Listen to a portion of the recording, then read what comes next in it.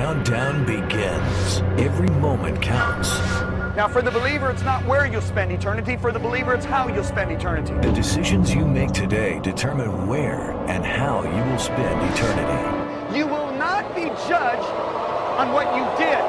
You will be judged in the light of what you were called to do. At the zenith hour, there's no second chance. Whatever we do in this zero time determines how we're going to spend eternity.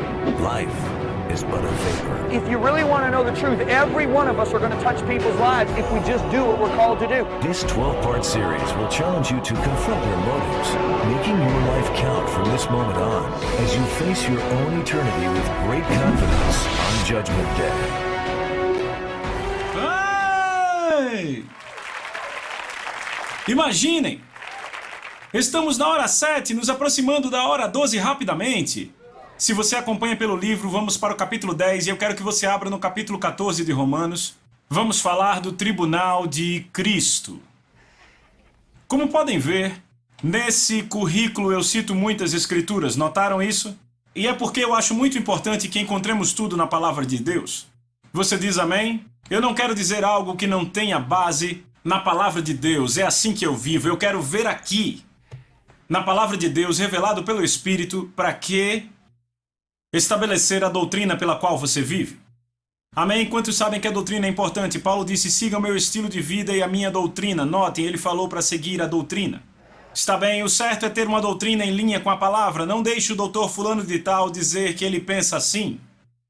Que o doutor fulano de tal lhe diga como é. Romanos capítulo 14 é onde começamos. Eu quero ler o verso 9 aqui. Lemos, para este fim Cristo morreu, ressuscitou e viveu outra vez, para ser Senhor tanto de mortos como de vivos. Tu, porém, por que julgas teu irmão? Repitam, irmão. Então estamos falando sobre crentes aqui, não sobre ímpios. E tu, por que desprezas o teu? Pois todos compareceremos diante do tribunal de Cristo. Pois está escrito, assim como eu vivo, diz o Senhor, todo joelho se dobrará a mim e toda língua confessará a Deus. Verso 12, então cada um de nós, irmãos, deve prestar conta de si mesmo a Deus, diante do tribunal de Cristo. Você vê que ele está falando claramente de cristãos. Vemos isso outra vez aqui em 2 Coríntios capítulo 5. 2 Coríntios capítulo 5, e eu quero ler na versão da Nova Tradução Viva, 2 Coríntios capítulo 5. Vamos ler do verso 8. Vamos continuar de onde paramos na última hora. Sim, nós preferíamos estar fora deste corpo, pois então estaríamos no céu com o Senhor. Assim, o nosso objetivo é agradar-lhe sempre, quer estejamos aqui neste corpo ou fora deste corpo, pois todos compareceremos diante de Cristo para sermos julgados, o tribunal de Cristo. Receberemos o que merecermos pelo bem ou mal que tivermos feito em nossos corpos. E é por conhecermos este solene temor do Senhor que trabalhamos tão duro para persuadir outros, e Deus sabe que somos sinceros, e eu espero que vocês também saibam. Então aqui claramente Paulo está falando sobre crentes, porque ele diz, fora do corpo estaremos no céu com o Senhor. Quantos sabem que se um pecador, um descrente, sair do seu corpo, ele não estará no céu com o Senhor, mas no inferno? No Hades, certo? Então claramente dizemos que Paulo fala com crentes aqui. Depois da era da igreja há a tribulação de 7 anos, e então o reinado de Cristo no milênio, certo? Depois do reinado de Cristo no milênio, Satanás é solto para tentar as nações, certo? Elas irão cair, e o que ocorre, o fogo de Deus as devora, e então o que acontece? Há o julgamento do grande trono branco. É quando o Hades dará todos os seus mortos, e os mortos estarão diante de Jesus e serão julgados por suas obras, e se o seu nome não for encontrado no livro da vida, será lançado no lago de fogo para todo sempre. Então, quando o julgamento do crente ocorre? A Bíblia não fala especificamente do momento do julgamento do crente, mas sabemos que muito provavelmente ocorrerá em algum momento no período da tribulação ou logo após ela, antes do reinado de Cristo no milênio. Há algumas passagens que eu listo no livro explicam claramente por que eu penso assim, mas está claro para mim que é um julgamento separado. Veja, se você olhar o tribunal do mundo, tanto em Coríntios quanto em Romanos, aparece uma palavra grega e a palavra grega é bema, B-E-M-A. Strong traz a definição desta palavra, um degrau maior. Uma plataforma elevada, um tribunal, uma corte de justiça. Um conhecido comentário bíblico diz que o tribunal era o banco judicial do foro de uma cidade no Império Romano. Paulo usa esta imagem para se referir à atividade de julgamento de Cristo. Então, baseados nisso, nos referiremos a esse assento, esse bema, como o assento de julgamento de Cristo. É literalmente o tribunal divino de Deus. João 5:22 declara: o Pai confiou todo o julgamento ao Filho. Ok, ele não só é nosso Salvador, mas também é nosso juiz. Certo? Em breve ele julgará a todos. Certo? A palavra mais simples para definir a palavra julgamento é a palavra grega krima, uma decisão resultante de uma investigação a favor ou contra. Então é uma decisão a favor ou contra que resulta de uma investigação. Há muitos na igreja que não estão cientes de que terão que prestar contas do que fizeram durante sua curta permanência na terra. Muitos têm a ideia errônea de que todo julgamento futuro foi erradicado com a salvação. Na verdade, o sangue de Jesus nos limpa dos pecados que nos impediriam de entrar no reino, entretanto, ele não nos exime do julgamento de como nos conduzimos como crentes, seja bom ou mal. Você pode dizer amém? Então, ouçam com atenção. As decisões que forem tomadas nesse tribunal serão eternas. Repitam, eternas. Significa que durarão para sempre e todo sempre. Vamos voltar para a hora 1. Vamos pensar sobre o eterno, que nunca acaba, correto? As decisões tomadas nunca serão revisadas, nunca serão corrigidas, nunca serão desobedecidas. Durarão para sempre e todo sempre, sempre, sempre, sempre. Tiago faz uma declaração sobre nossa vida em Tiago 4,14. Ele diz: essa vida é uma neblina. O que isso quer dizer? Essa vida é pã! Comparada à eternidade. Esta vida na Terra é uma neblina? Bem, eu pessoalmente acredito que Tiago, porque ele não tinha o entendimento matemático que temos hoje, não podia descrever como podemos hoje. Podemos tornar isso muito melhor. Como um estudante de matemática, eu sou graduado em ciências, formado em engenharia mecânica pela universidade, eu conheço muito matemática avançada, eu sei. E na verdade, qualquer estudante do ensino médio sabe muito bem disso. Que qualquer coisa dividida pelo infinito é zero. Se você pegar 80 e dividir pelo infinito é zero. Se pegar 1 milhão e dividir pelo infinito é zero. Se pegar 80 anos, vamos dizer que você tem 80 anos e dividir pelo infinito é zero. Vamos dizer que você é um daqueles que viveu muito, muito na Terra. Você viveu 110 anos. 110 dividido pelo infinito é zero. O que Tiago então estava dizendo na verdade é que essa vida é zero. Não é sério isso? Não é sério? É zero. Isso quer dizer que o que quer que façamos neste momento zero determina como vamos passar a eternidade. Não é o onde como crente, o onde está determinado. Por termos recebido Jesus Cristo como nosso Senhor, Mestre e Salvador, já está determinado onde passamos a eternidade, é na cidade de Deus, está determinado pela cruz. Mas como passamos? É determinado por esse momento zero.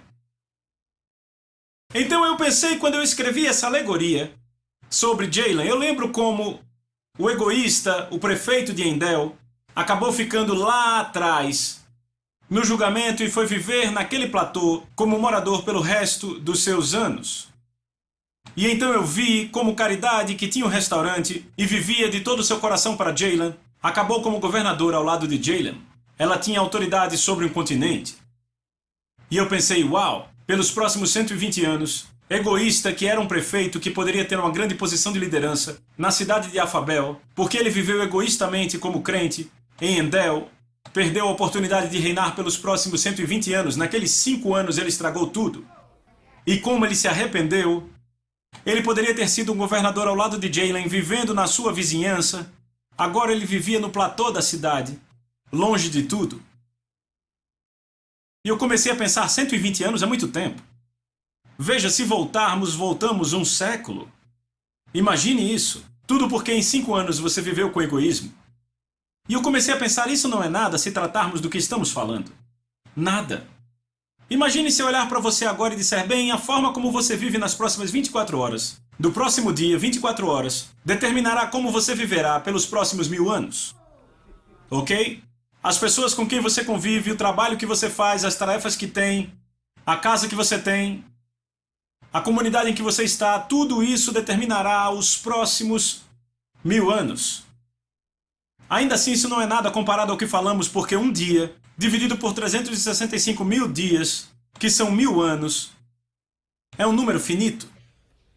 É um número finito. Veja, pense nisso. Estamos falando aqui de voltar antes dos Estados Unidos serem um país, antes de Cristóvão Colombo descobrir a América, antes das cruzadas. Isso tudo, como você vive em 24 horas determina como vive, como você viverá pelos próximos 1000 anos. E ainda assim isso não é nada. Suponha que eu diga a você, a forma como você viver nas próximas 24 horas determinará como você vai viver em 1 milhão de anos. Não podemos nem falar de 1 milhão de anos, porque a raça humana só tem 6.000 anos. Não conseguimos nem falar disso, mas ainda assim não se compara com o que estamos falando, porque um dia dividido por 365.000 dias ainda é um número finito. Eu estou falando do infinito. A forma como você vai passar o infinito é determinada por como você vive. Agora, a Bíblia é muito clara. As recompensas que serão dadas no trono do julgamento, todas se relacionam com o céu. Tudo que você fez é separado e guardado para este dia. Tudo estará ligado a reinar com Cristo para todo sempre. Isso é algo muito grande. E tudo é determinado pelo que você faz nessa vida zero.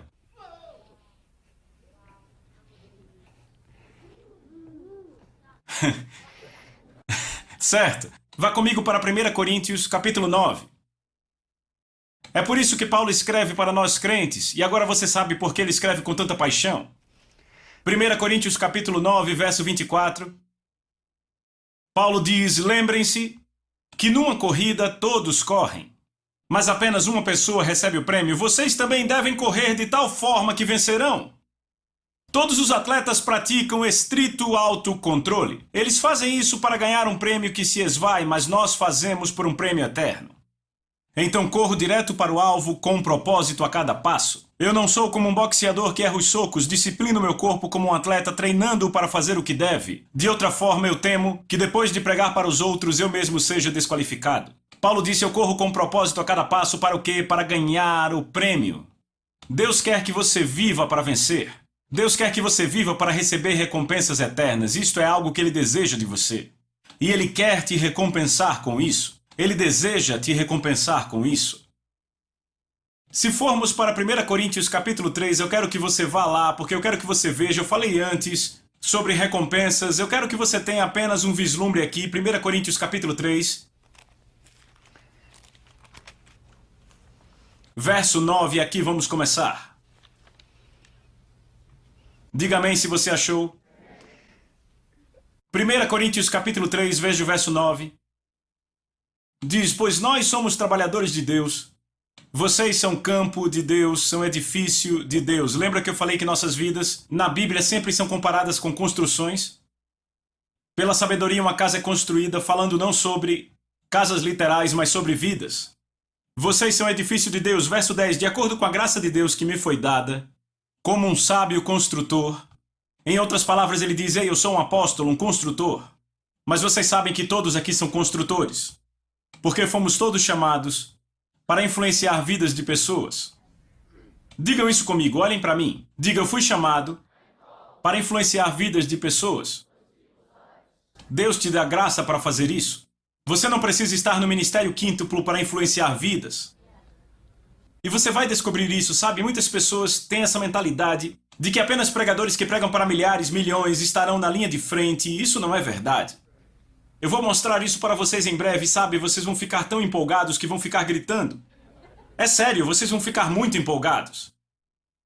Então veja o que ele diz, pois somos trabalhadores de Deus, vocês são campo de Deus, edifício de Deus. Verso 10, então de acordo com a graça que me foi dada como sábio construtor, eu pus o alicerce, e outro constrói sobre ele, mas que cada um cuide de como constrói. Pois nenhum outro alicerce pode ser lançado além do que já foi lançado, que é Cristo Jesus. Então se alguém constrói, como você constrói com sabedoria uma casa construída? Se alguém constrói sobre esse alicerce com ouro, prata, pedras preciosas, madeira, feno ou palha, a obra de cada um vai se tornar clara para o dia. Repitam, o dia. O dia é o último dia, o dia do julgamento, será declarada porque será revelada por fogo. O que é o fogo? O fogo é a glória de Deus. E o fogo provará a obra de cada um de que tipo é. Se a obra que alguém construiu permanecer, ele receberá recompensa. Se a obra de alguém é queimada, ele sofrerá perda, mas ele mesmo será salvo, ainda que pelo fogo. Então isso nos diz que nós determinamos como isso age não só na vida dos outros, mas na nossa, certo? Cada momento, em cada dia, temos duas escolhas principais. Ou vamos gravitar para a carne, madeira, feno e palha, ou vamos gravitar para o espírito, o eterno, que é ouro, prata e pedras preciosas, entendem? Então, como o que construímos determina o que vai acontecer no fogo da sua presença quando a prova vier? Não só as nossas obras serão examinadas, mas... Diga, nossas obras serão examinadas. Certo? E eu quero mostrar isso a vocês para que vocês tenham certeza que as obras serão examinadas. Apocalipse, capítulo 22, verso 12. Jesus diz isso: eis que estou vindo rapidamente, e minha recompensa está comigo, para dar a cada um de acordo com a sua obra. Repita, sua obra. Também nossas palavras, cada palavra será julgada. Vá para Mateus capítulo 12. Mateus capítulo 12, por favor.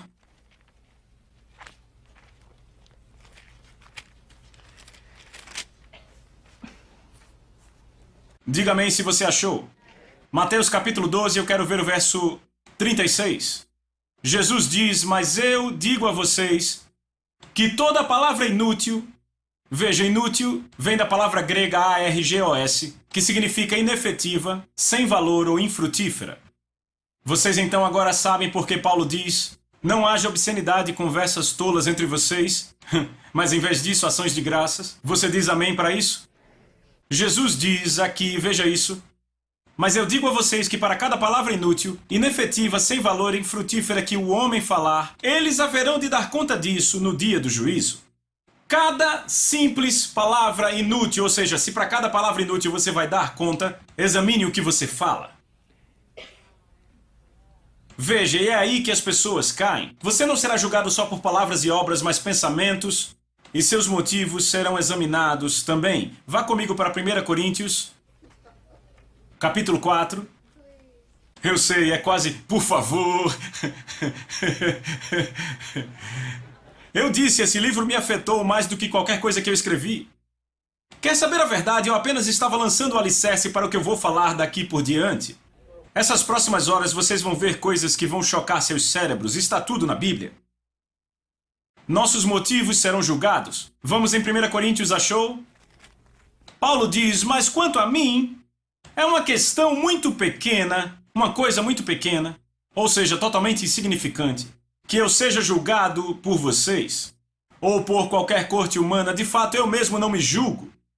Não é interessante? Você já bateu nas próprias costas e disse: rapaz, você fez um ótimo trabalho. Não julgue a si mesmo. Veja isso. Pois eu não conheço nada contra mim mesmo. Certo, então eu não sei de nada contra mim mesmo, mas ainda assim eu não sou justificado por isso, pois quem me julga é o Senhor. Vêem isso? Paulo diz: o meu julgamento para mim mesmo não faz nada. Ele diz: porque aquele que me julga é o Senhor e ele julga retamente. Verso 5: portanto nada julgueis antes do tempo, até que venha o Senhor, que vai tanto trazer luz às coisas escondidas das trevas, quanto revelar os desígnios ou motivos dos corações. Deus diz: eu vou julgar os motivos dos corações. O que a palavra de Deus faz? Ela julga os pensamentos, as intenções, os motivos do coração. Eu posso mostrar algo a vocês? No último verão, eu estava pregando para 4.000 pessoas. Era uma conferência estadual. E eu cheguei ao final da mensagem e eu disse: curvem as cabeças. E então, de repente, cerca de 150 pessoas se levantaram e caminharam para a porta. E eu fiquei meio chocado por um momento. E eu olhei e fiquei pensando: eu não estou vendo isso. E aí eu fiz: ei! Assim mesmo, ei! Vocês! E eles foram andando e eu: ei, vocês que estão andando, o que estão fazendo? Eu os repreendi totalmente, em amor. Tô brincando. Eu repreendi mesmo. Ok?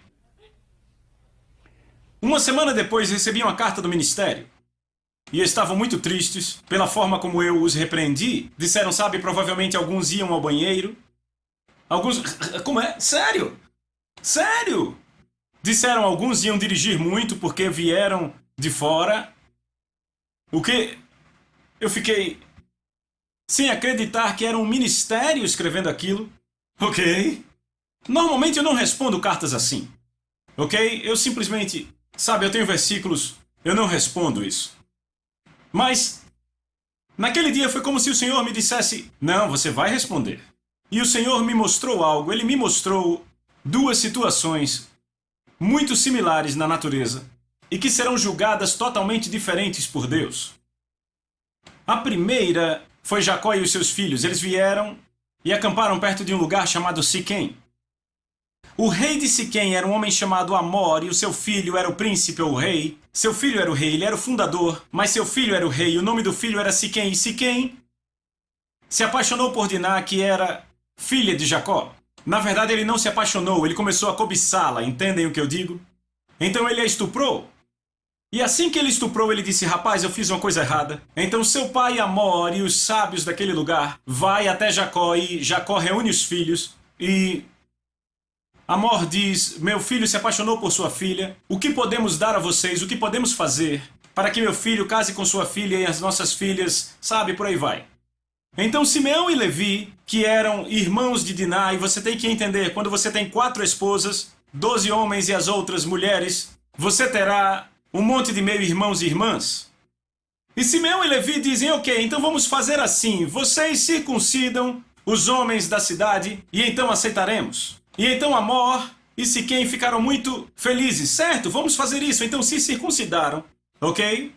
E Simeão e Levi esperaram pelo 3º dia, quando a dor era maior. Entenda, são muitos nervos. Lembra quando Josué guiou os homens à terra prometida? Ele os circuncidou e se prostraram por 3 dias? Eles não estavam esperando por Deus, estavam com dor, entende? Há muitos nervos lá, vocês entenderam? Então esperaram o 3º dia, quando a dor era maior. E Simeão e Levi foram à cidade e mataram todos os homens. Ok? Esses gentios.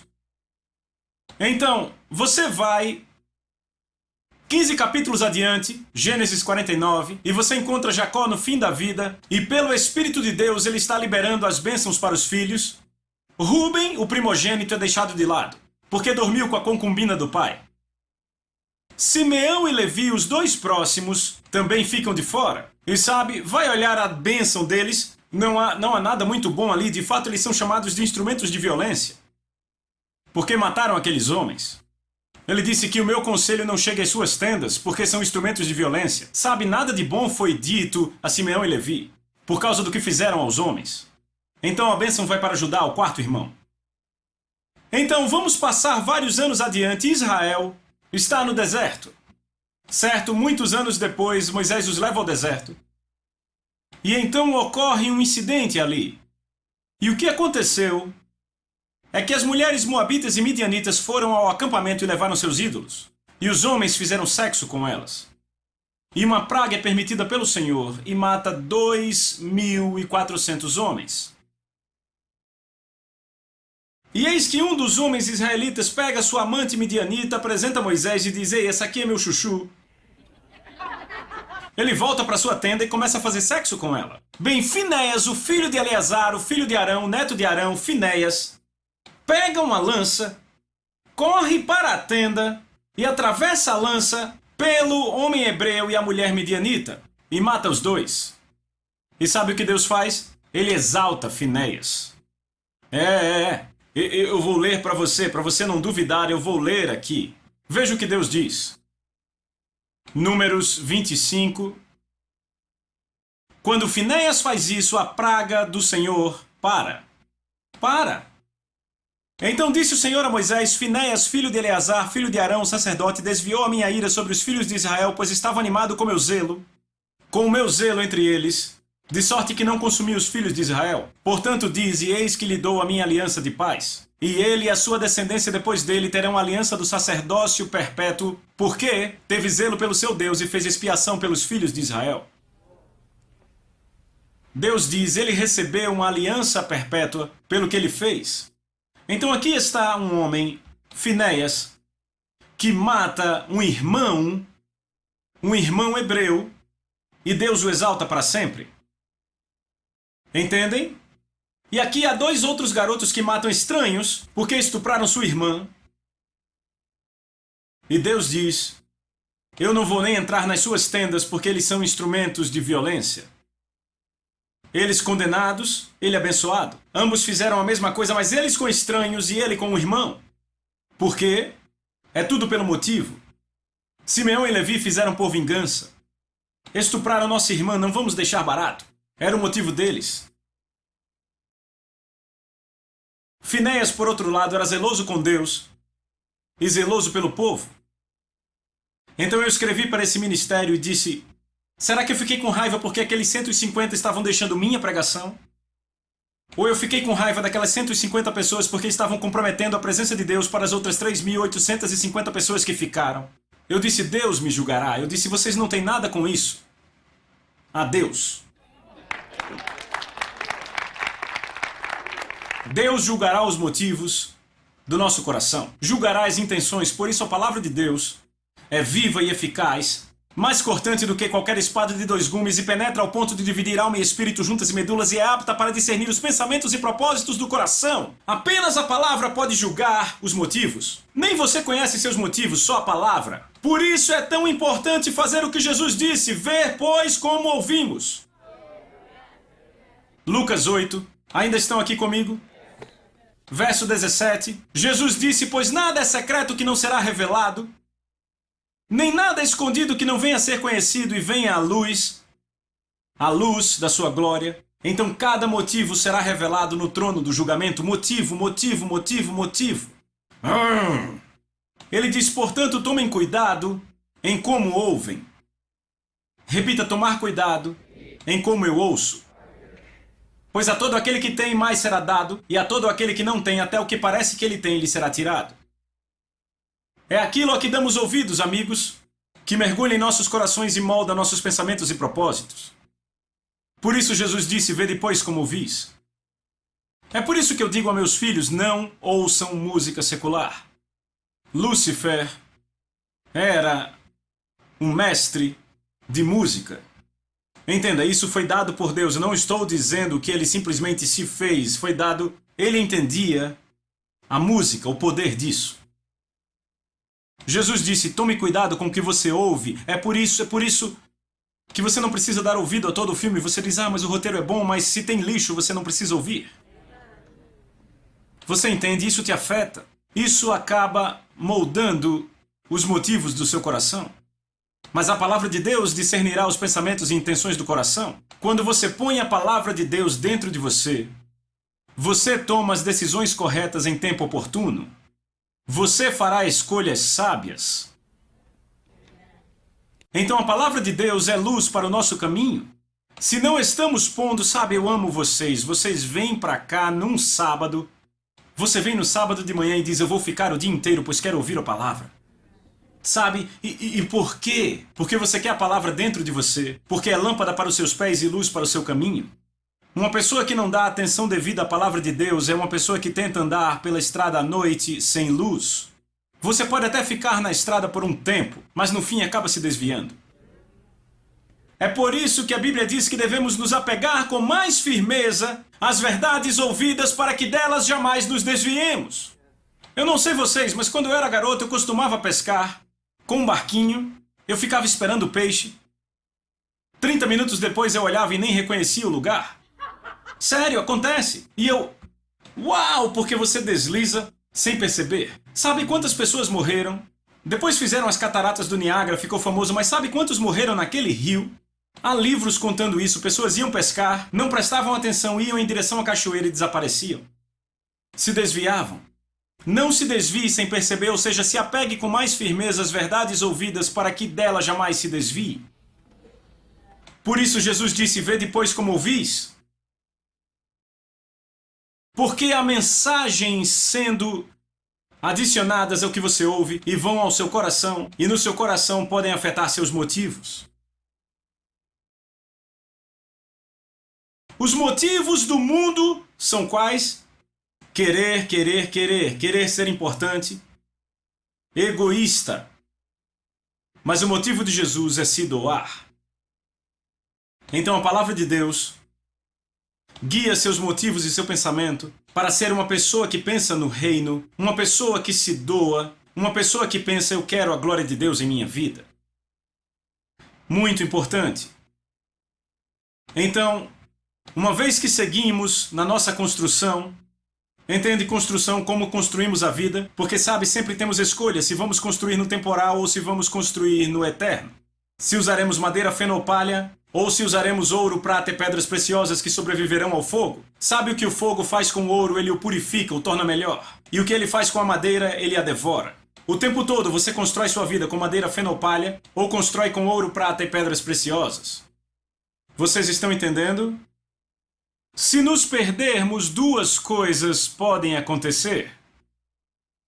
A primeira, que é a melhor delas, é ouvirmos a palavra de Deus, porque ela discerne os pensamentos e intenções do coração, certo? Ela convence nossa consciência, certo? E então mantemos a consciência limpa para podermos ouvir. A segunda opção que pode acontecer, que não é a mais desejável, é termos nossos motivos expostos no tribunal de Cristo. Isso não é desejável. Ou damos ouvido à palavra de Deus e temos as atitudes e motivos ajustados aqui para continuarmos construindo certo, ou os teremos expostos no tribunal. Há muitas pessoas carregando bagagem. E quando você carrega uma bagagem do passado e suas decepções e tudo isso, isso te faz construir errado, porque o motivo fica errado.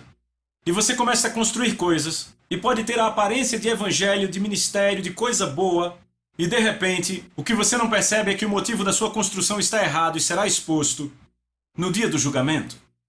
Por isso você tem que ter a palavra em você, para guardar a sua consciência. Foi o que Paulo disse a Timóteo na segunda carta. Ele disse: eu agradeço a Deus a quem sirvo com consciência pura.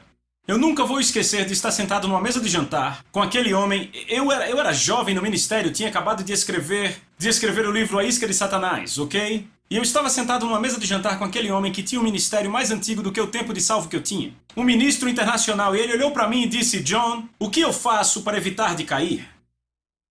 Como outros estão caindo? Eu quase engasguei com frango. Eu disse: por que você está me perguntando isso? Quando você começou o ministério eu nem era salvo. Ele ficou me olhando, eu pensei: eu tenho que parar de ser estúpido, o homem me fez uma pergunta, eu tenho que responder, mas Deus, o que é que eu vou dizer a ele? E de repente o Espírito Santo me trouxe. Paulo disse: eu sirvo ao Senhor com a consciência pura. Eu olhei para o homem e eu disse: sempre tenha consciência pura. Eu disse: você pode tomar decisões e aqui saber que é errado, mas tudo aqui diz que é bom, mas aqui sabe que é errado. Eu disse: não vá contra aqui, porque quando você vai contra aqui é quando o processo do pecado começa. E de repente você está fazendo coisas, porque sua consciência está cauterizada, você não mais ouve e então será exposto no tribunal de Cristo. Eu vou ler algo aqui. O julgamento das nossas vidas, eu estou lendo o livro, não deixará nada oculto. Tudo se tornará visível e claro. Por isso Paulo se refere ao tribunal de Cristo como o solene temor do Senhor. Será uma investigação profunda dos nossos motivos, intenções, pensamentos, palavras, etc. Na verdade, no apêndice do livro eu deixei muitas passagens, de 24 ou 16 áreas, eu não lembro bem, de áreas que seremos julgados no tribunal de Cristo. Sabe, sobre ofertas, bênçãos que devemos dar e tudo mais, tudo lá. Em outras palavras, vocês são a casa de Deus. Tomem cuidado especial ao escolherem o material. No final haverá uma inspeção. Se você utilizar material barato de qualidade inferior, será descoberto. A inspeção será profunda e rigorosa. Você não se livra de nenhum detalhe. Se a obra passar pela inspeção, ótimo. Se não, a sua parte da construção será derrubada e reiniciada. Você não será derrubado, vai sobreviver, mas por pouco. Isso é da Bíblia, a mensagem 1 Coríntios 3. Eu não sei vocês, mas eu não quero escapar por pouco. E vocês? Sabe o que pessoas sábias fazem no mundo? Se preparam para a aposentadoria, não é verdade? Pense, elas vão para a escola e começam a trabalhar e ganham dinheiro, e se forem espertas, juntam dinheiro e investem. Certo, investem em aluguel, alguma coisa assim. E então o que acontece? Começam a investir na aposentadoria. E tudo o que elas fazem é trabalhar por 40 anos investindo numa aposentadoria que talvez dure 15, 10, 15, 20 anos. Se você pegar essas pessoas sábias, que trabalham 40 anos para preparar uma boa condição durante 20 anos, e se falarmos do que eu estou falando, do que a Bíblia fala, eu vejo essas pessoas sábias que se preparam para a aposentadoria, sabe? E nenhuma delas está se preparando para a eternidade. Porque Paulo disse: eu corro com um propósito em cada passo. Eu estou me preparando para a minha aposentadoria, ele disse. Paulo disse: eu estou construindo algo para a eternidade. Eu estou trabalhando para a aposentadoria, baby. É uma aposentadoria eterna, vocês entendem? Sabe, aconselhamos pessoas para investir na aposentadoria e eu considero isso lícito, isso é bom, sabe, eu acho.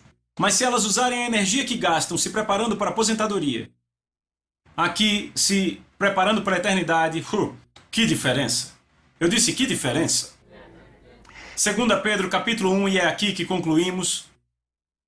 Pedro declara aqui, no verso 10, então, irmãos, sejam ainda mais diligentes, diga diligente, para consolidar o chamado e a eleição de vocês.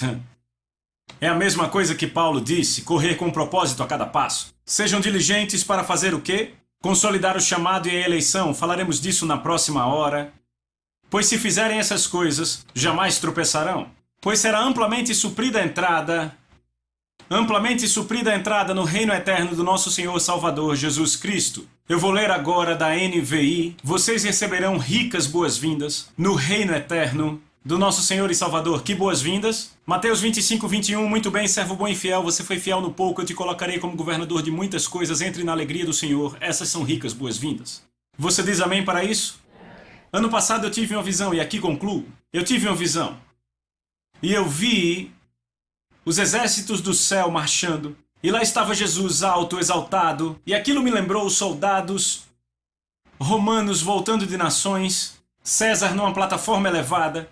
E os soldados marchavam pelas ruas de Roma. E todos os cidadãos ao lado, festejando e celebrando. E os soldados traziam os espólios para César.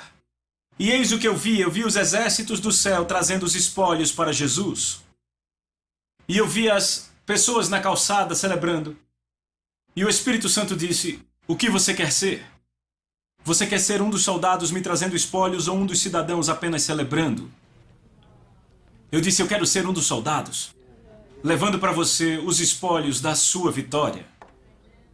E eu vou concluir com isso. 2 Pedro, na Bíblia, a mensagem, eu amo a Bíblia, a mensagem, ela diz, todas as coisas que conduzem a uma vida que agrada a Deus nos foram milagrosamente dadas pelo conhecimento pessoal e íntimo daquele que nos convidou à presença de Deus. Então não percam nem um minuto em construir sobre aquilo que lhes foi dado, complementando a base da sua fé com bom caráter, entendimento espiritual, disciplina alerta, paciência apaixonada, assombro reverente, amizade calorosa e amor generoso. Cada dimensão alimentando e se encaixando uma nas outras. Tendo essas qualidades ativas crescendo em suas vidas, nenhuma grama crescerá sob seus pés e nenhum dia passará sem recompensa. Recompensa, enquanto você amadurece em sua experiência com o seu Mestre Jesus. Então, amigos, confirmem o convite feito por Deus, não deixem para depois, façam agora. Façam isso e terão suas vidas em base firme, ruas pavimentadas e o caminho amplamente aberto para o reino do Mestre e Salvador Jesus Cristo, porque o que está em jogo é tão sério, embora vocês estejam conscientes de toda a verdade e a pratiquem interiormente e exteriormente, não deixarei nem por um minuto de chamar a atenção de vocês para isso. Este é o cargo para o qual fui designado, mantê-los alertas com lembretes frequentes. Uau, eu amo isso! Você não? Amém? Você está pronto? Pronto para passar para a próxima hora? Vejo vocês amanhã. Deus abençoe. Amém. Coming up in hour 8, John talks about the structure of the kingdom and points out that Jesus is the chief cornerstone, but also the subcontractor.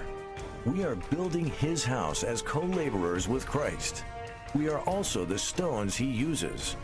You will also learn that we'll be judged not according to what we do, but according to what we're called to do in the teaching, God's Custom House, Part 1.